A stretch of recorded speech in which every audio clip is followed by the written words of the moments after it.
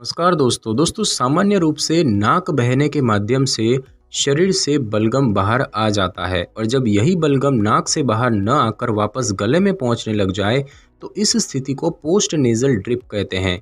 सामान्य रूप से नाक और साइनस में बनने वाला कुछ बलगम हम निगल लेते हैं और ये प्रक्रिया इस प्रकार से होती है कि इसका हमें एहसास नहीं होता है। यदि बलगम गाढ़ा हो जाए या बलगम का उत्पादन सामान्य से अधिक मात्रा में होने लगे तो इस स्थिति में पोस्ट नेजल ड्रिप की समस्या उत्पन्न हो सकती है। जिन लोगों को नाक बहने के साथ साथ गले में असामान्य संवेदना और पुरानी खांसी हो उन्हें पोस्ट नेजल ड्रिप की समस्या हो सकती है और इस स्थिति को अपर एयरवे कफ सिंड्रोम भी कहते हैं। ये स्थिति आमतौर पर नाक और साइनस की समस्याओं से संबंधित होती है। सर्दी जुकाम एलर्जी जैसी कई स्थितियां हैं जो पोस्ट नेजल ड्रिप का कारण बन सकती है। समस्या के कारणों के आधार पर इलाज की प्रक्रिया को प्रयोग में लाया जाता है। तो आइए स्थिति के लक्षण, कारण और इलाज के बारे में हम विस्तार से जानेंगे। दोस्तों सबसे पहले बात की जाए पोस्ट नेजल ड्रिप के लक्षणों की, तो पोस्ट नेजल ड्रिप एक ऐसी स्थिति है जिसमें व्यक्ति को लगातार एहसास होता है कि उसका गला साफ नहीं है। कुछ ऐसे लक्षण हैं जिनके आधार पर स्थिति की पहचान की जा सकती है, जैसे कि रात में बहुत अधिक खांसी आना, पेट में अतिरिक्त बलगम जाने से मतली की समस्या, गले में खराश, सांसों की बदबू, गले में अत्यधिक बलगम जमा होना, बंद नाक या नाक का बहना या फिर सांस लेते समय गड़गड़ाहट की आवाज़ आना। दोस्तों बात की जाए कि पोस्ट नेजल ड्रिप क्यों होता है, इसका क्या कारण है। तो दोस्तों पोस्ट नेजल ड्रिप आमतौर पर पर्यावरण या शरीर में कुछ परिवर्तनों के कारण होता है। एलर्जी को इसका मुख्य कारण माना जाता है। मौसमी एलर्जी के कारण भी पोस्ट नेजल ड्रिप की समस्या ट्रिगर हो सकती है। मौसम में ठंडक और शुष्क हवा को भी इसका एक कारण माना जा सकता है।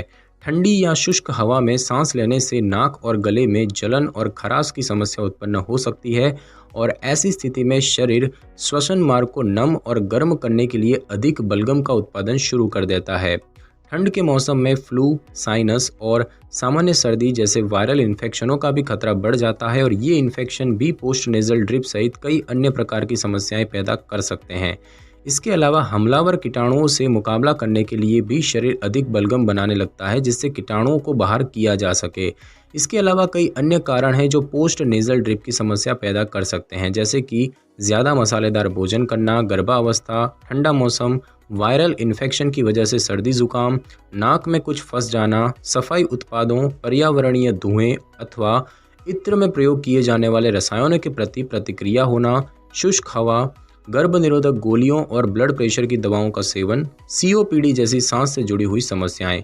पोस्ट नेजल ड्रिप के अधिकांश मामले अपने आप ही ठीक हो जाते हैं। हालांकि कारणों के आधार पर यदि पोस्ट नेजल ड्रिप की स्थिति को अनउपचारित छोड़ दिया जाए तो कुछ लोगों में ये गंभीर जटिलताएं उत्पन्न कर सकता है। यदि वायरस शरीर में प्रवेश कर जाए तो वो कई प्रकार के इन्फेक्शनों को उत्पन्न कर सकते हैं। जटिलताओं से बचने के लिए पोस्ट नेजल ड्रिप का समय पर इलाज करना बेहतर रहता है। बताए गए लक्षणों में से यदि आपको कोई भी लक्षण 10 दिनों से अधिक समय तक रहता है तो इस बारे में डॉक्टर से संपर्क करें। दोस्तों बात की जाए पोस्ट नेजल ड्रिप जो है इसका निदान कैसे होता है, तो पोस्ट नेजल ड्रिप के निदान के लिए डॉक्टर सबसे पहले तो मेडिकल हिस्ट्री और लक्षणों को जानने के साथ ही नाक और गले की जांच करते हैं।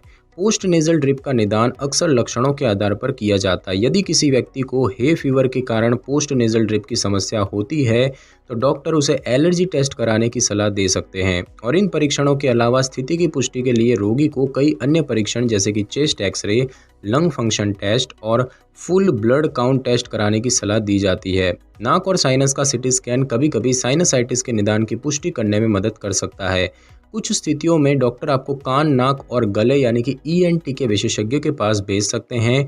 डॉक्टर स्थिति को और विस्तार से जानने के लिए नेजल एंडोस्कोपी भी कर सकते हैं और परीक्षणों के परिणाम के आधार पर इलाज की प्रक्रिया को प्रयोग में लाया जाता है। तो दोस्तों बात की जाए कि पोस्ट नेजल ड्रिप का इलाज क्या होता है, तो पोस्ट नेजल ड्रिप का इलाज इसके अंतर्निहित कारणों के आधार पर होता है। सामान्य रूप से एंटीबायोटिक्स के साथ जीवाणु इन्फेक्शन को कम करने का प्रयास किया जाता है। जुकाम के कारण हरे या पीले रंग का बलगम बन सकता है। वैसे तो ये भी वायरस के कारण ही होते हैं, लेकिन एंटीबायोटिक दवाओं से इनमें कोई लाभ नहीं होता है। साइनसाइटिस और वायरल इन्फेक्शन के कारण होने वाले पोस्ट नेजल ड्रिप को आमतौर पर मान्यता प्राप्त कुछ दवाओं के साथ ठीक किया जा सकता है। वहीं यदि समस्या का कारण एलर्जी है तो इन दवाओं के साथ स्टेरॉयड नेजल स्प्रे दिया जा सकता है और इन इलाजों के अलावा बलगम को पतला करने के उपायों को प्रयोग में लाकर भी राहत मिल सकती है। बलगम को पतला करने का एक सरल तरीका है अधिक से अधिक पानी पीना। वेपराइजर या ह्यूमिडिफायर जैसे उपकरणों को प्रयोग में लाकर भी बलगम को पतला करने के साथ नाक को खोलने में मदद मिल सकती है और ये उपाय भी पोस्ट नेजल ड्रिप के इलाज में फ़ायदेमंद हो सकते हैं। ध्यान रहे, किसी भी दवा का सेवन करने से पहले डॉक्टर से सलाह जरूर ले लें।